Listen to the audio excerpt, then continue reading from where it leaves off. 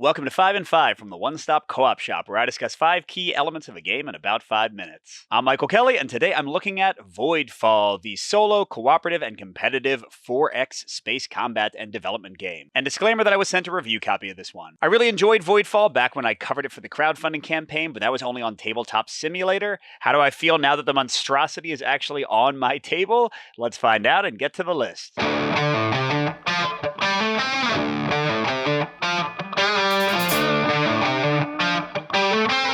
So my number 5 point for Voidfall is a mix for my taste, and that is the combat and conquest in the game. This is a Space 4X game, so of course at some point you're going to get into some fights, and there are some different ships you can build based on the technologies available to you. But the combat itself is a zero luck proposition, where you just basically take turns trading shots at each other. You can pretty easily math it out to figure out if you're going to win or lose a battle. And that's where the mix really comes in. If you want something that's exciting, that's tense, you're not going to get any of that here.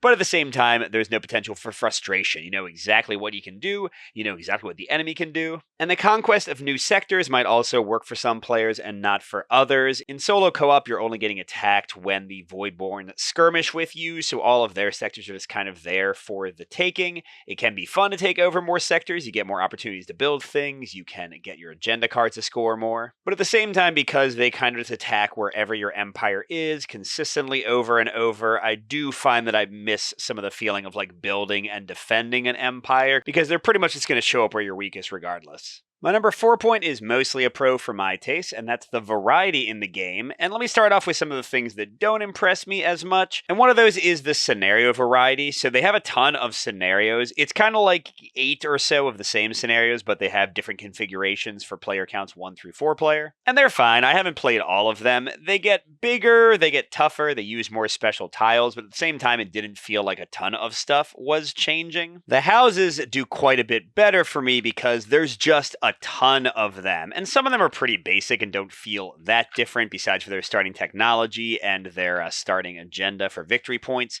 But then you get into some that like have their own special cards, that have their own special mechanics, and again, there's just so many in the game that I really respect the variety offered by the different houses you can play. But even more impressive for variety from my taste personally are the tech cards that will change greatly from game to game and can really give you awesome powers, give you awesome combos of abilities. So I love how these change up the play each time. And there's also a lot of other good stuff like the agenda cards changing up what you're trying to do to get victory points. Those can really give you different things to focus on each game. So I just think all of it put together, even if not every element is a full winner, gives the game a ton of replay and depth to explore. But my number 3 is a full-on con, and that is the sprawl. The game is huge. Even playing solo, I can barely fit it on my table, and it takes so long to set up, and it takes so long to put away. And there's a board, and then there's another board, and then, hey, there's another board, and hey, look, there's another board, and oh, by the way, there's another board, and hey, maybe you need some of that, and maybe some of that, and hey, maybe some of these, and a little bit of that, and it's just, yeah, it's a lot. It takes a big amount of effort just to get it to the table, at least for me and my time frame, and I don't even think it would be possible for me to play above a 2-player count with the very large table I own. So it's not going to matter for some people. If you want a big epic experience, this won't be a problem at all, but it is a major impediment to me being able to enjoy the game as much as I would like. But for my number 2 point, I'm at a full-on pro, and that is the crisis system that is kind of the heart of the solo co-op mode. There's so much variety in these crisis cards. You're getting 1 a turn, and it gives you a cool thing to go for, a little short-term goal, and if you can get it, you get rid of the card. But if not, you're going to have to mess yourself up in some way, and you even have a lot of choice there. It could force you to pay a lot of extra resources every round. It could make you get attacked harder and harder by the enemy. And this is also one of the best things for cooperation, because you're all talking to each other, trying to figure out who can deal with these cards, who can address them, which ones do you have to take care of, which ones can you live with.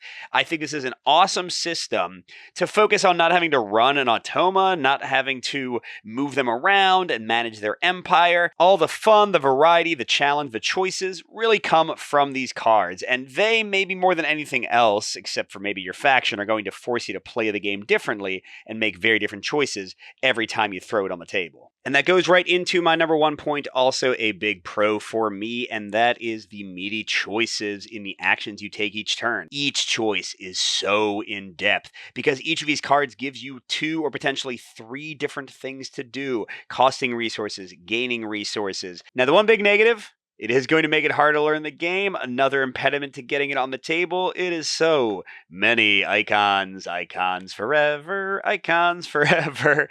But once you get past that, choosing which cards to play, choosing when to play them, choosing how to play them to accurately and effectively deal with these crises. Oh, I didn't flip that one the right way. Is just awesome. I love it. It is so interesting, so tactically engaging, so strategically impressive. And then another awesome touch in solo co-op, because solo co-op is pretty much the only way I'm going to play this, and I think it's excellent, is that they have these heroic cards and these joint cards that give you even more choices, because you're not just playing the basic cards in front of you, but you can, in some rounds, use these other ones to get a different boost or help out your fellow players. It is awesome, and it is so, it's going to be a lot for your brain to handle, but it's going to be great once you figure it out and give you amazing choices every turn. So overall, you might want to check out Voidfall if you like big, complex games with tons of choices and strategy, especially if you like sci-fi and 4X. And the solo and co-op modes work great, so even if you're never going to play it competitive, I think you'll still get your money's worth. But on the other hand, if you don't have a giant table, if you don't have a ton of time to set up and tear down the game,